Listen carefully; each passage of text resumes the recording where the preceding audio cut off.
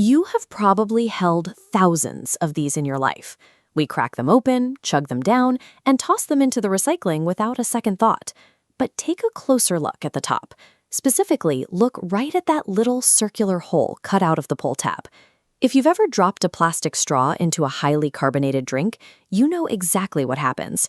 The gas bubbles cling to the straw and act like tiny life preservers, pushing it right back up and over the rim. Designers shaped that hole to serve as a built-in lock for your straw, holding it down against those rising bubbles. Once you pop the lid, you simply spin the tab around 180 degrees. You slide your straw through the opening, and it locks down firmly against the carbonation. This tiny tab is just one layer of logic.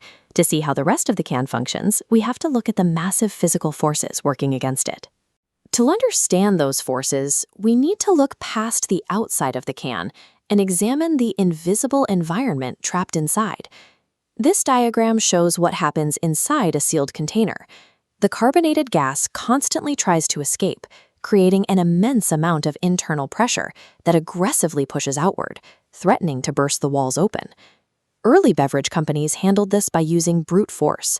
They built containers out of heavy, thick metals so the liquid wouldn't explode on shelves. But heavy metal is expensive. Manufacturers realized that if they could switch to aluminum and roll the container walls out as thin as humanly possible, they would save millions of dollars on raw materials. There was a physical flaw with this plan. If you pump high-pressure liquid into a paper-thin cylinder with a completely flat bottom, the metal will immediately bulge outward, and the container will topple over. The engineers needed the cost efficiency of highly flexible thin aluminum, but they required the structural strength of heavy steel to hold back the fizz. Flip any modern soda can upside down, and you will find their answer.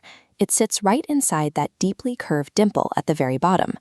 There's a widespread myth that this curve is molded to help your fingers grip the bottom, but it doesn't actually make the can any easier to hold. That curve is actually a structural arch, a geometry principle used in some of the world's strongest buildings. This side-by-side illustration shows how the base mirrors a Roman stone archway or a massive concrete dam. When physical force pushes directly down against the top curve of an arch, the entire structure stays strong by spreading that weight.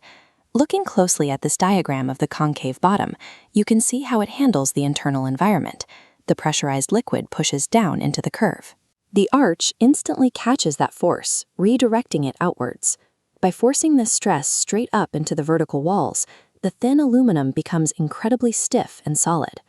This specific shape is the reason we can safely store high-pressure carbonation inside a metal tube as thin as a human hair without it exploding in your hand.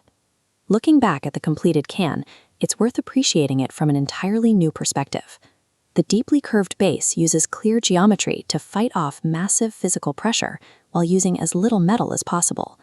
And the top relies on a precisely cut tab to double as a straw holder. Even though these modern containers cost only a few cents to manufacture today, they represent decades of difficult problem solving.